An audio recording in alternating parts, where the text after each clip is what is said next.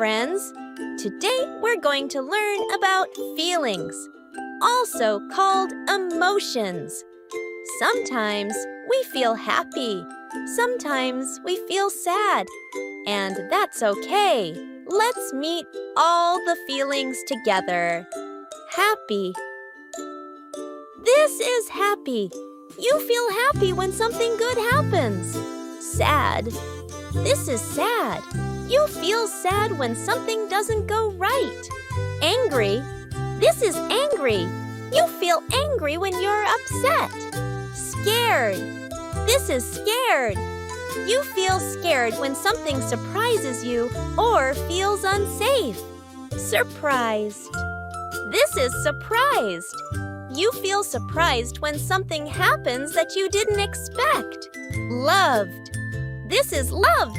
You feel loved when someone cares about you. Proud. This is proud. You feel proud when you do something great. Tired. This is tired. You feel tired when your body needs rest. Silly. This is silly. You feel silly when you're having fun and being lazy. Excited. This is excited. You feel excited when something amazing is about to happen. What feeling is this?